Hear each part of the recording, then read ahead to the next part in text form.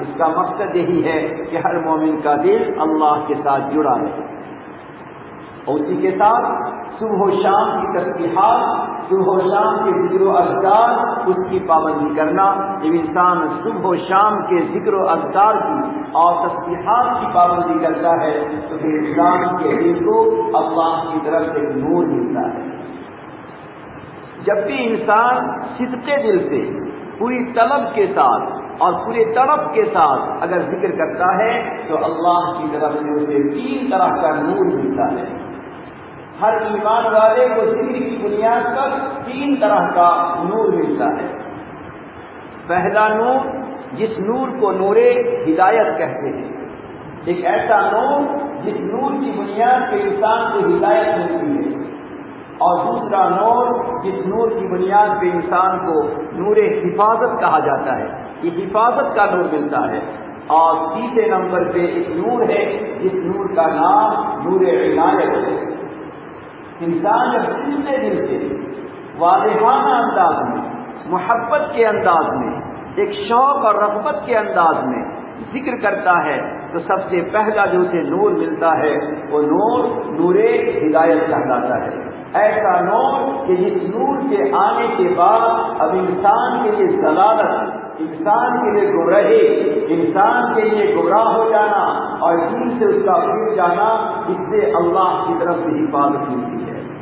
تو ایک ہے نور ہدایت۔ اسی بنیاد پہ کہا گیا، ہم مظاہر اعمال میں ہمیشہ سنتے ہیں کہ جب اللہ کے بندے اللہ کے ذکر میں بیٹھتے ہیں اور اللہ رب العزت محبت اور رحمت کی نگاہ سے اس مجلس کو دیکھتے ہیں اور فرشتوں سے فرماتے ہیں کہ اے فرشتے گواہ رہنا، میں نے ذاکرین کی اس مجلس کو میں نے معاف کر دیا، تو فرشتہ کہتا ہے اللہ رب العزت ایک بندہ تو وہ تھا جو بعد میں اخیر میں آ کر بیٹھ گیا، اور وہ تو ذکر اس کا ارادہ نہیں تھا بلکہ یوں ہی آ کر بیٹھ گیا تھا، دیکھنے کے واسطے آ کر بیٹھ گیا تھا۔ تو اللہ رب العزت فرماتے ہیں لا یشقی جلیسہم، جو بھی ان میں بیٹھ گیا، جو بھی ان میں شامل ہو گیا، ان میں کوئی بھی بدبخت نہیں ہوگا، کوئی بھی محروم نہیں ہوگا۔ جو بھی ان کے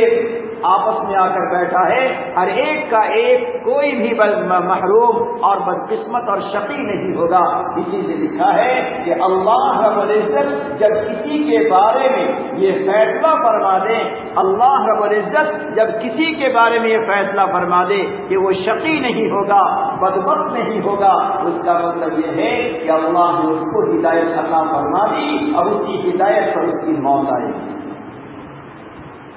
تو ذکر کی بنیاد پر اللہ رب العزت کی طرف سے انسان کی سعادت کا فیصلہ ہوتا ہے، اور شقاوت سے انسان کی، اور بدبختی سے انسان کی، اور گمراہی اور ضلالت سے انسان کی حفاظت ہوتی ہے۔ اور نمبر 2، دوسرا ایک نور ہے جس کو نور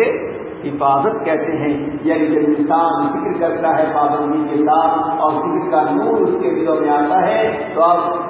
گناہوں سے حفاظت ہونے لگتی ہے،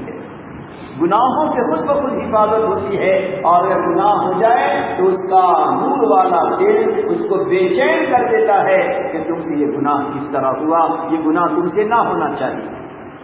اور پھر انسان کو ذکر کی بنیاد پر ایک تیسرا نور حاصل ہوتا ہے جس کو نور عنایت کہتے ہیں۔ نور عنایت کا مطلب یہ ہے کہ ہر دم اس کے دل کو اللہ کی یاد لگ جاتی ہے،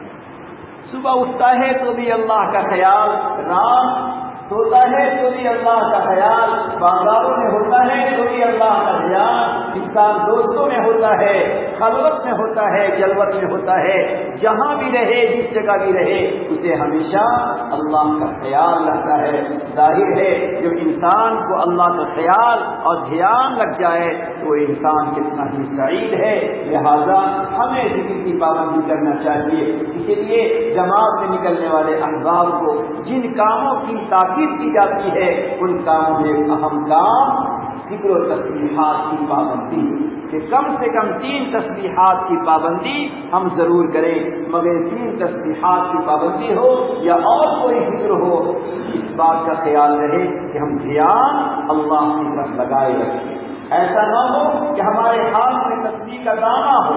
ہماری زبان پہ اللہ کا ذکر ہو اور ہمارا دھیان کہیں اور گھوم رہا ہو، ہمارا خیال کہیں اور بھٹک رہا ہو، ایسے ذکر سے فائدہ تو ہے مگر جتنا فائدہ ملنا چاہیے اتنا فائدہ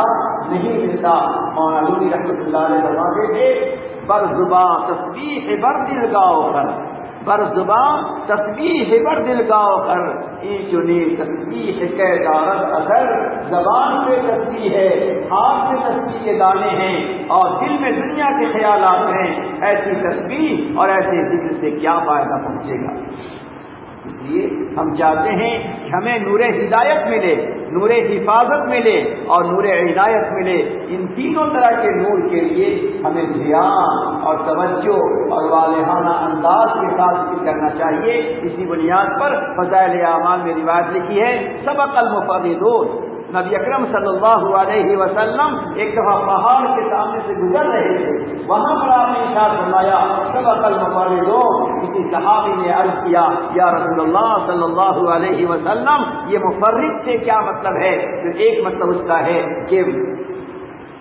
سبقت کرنے والے بڑھ گئے، یعنی وہ لوگ سب سے آگے بڑھ گئے جن کے ذکر کا انداز والہانہ تھا، جن کے ذکر کا انداز عاشقانہ تھا، جن کے ذکر کا انداز محبت بھرا تھا، جن کے ذکر کا انداز دھیان و خیال اور اللہ کی محبت میں ڈوبا ہوا انداز تھا، وہ لوگ بڑھ گئے۔ لہذا ضرورت اس بات کی ہے کہ جس طرح ہم دنیا کی چیزیں رغبت کے ساتھ، دنیا کی چیزیں شوق کے ساتھ، دنیا کی چیزیں اپنے چاہت کے ساتھ استعمال کرتے ہیں، اسی طرح سے اللہ کا ذکر تھوڑی دیر کریں مگر پوری رغبت کے ساتھ، پورے شوق کے ساتھ، والہانہ انداز میں توجہ اور دھیان کے ساتھ کریں تاکہ تھوڑا کیا ہوا ذکر ہمارے لیے زیادہ سے زیادہ فائدہ کا ذریعہ بنے۔ اللہ رب العزت ہمیں اور آپ کو ذکر کی توفیق بھی عطا فرمائے، ذکر کی پابندی بھی عطا فرمائے، اور وہی اللہ رب العزت ہمیں والہانہ انداز میں، عاشقانہ انداز میں، محبت و رغبت کے انداز میں،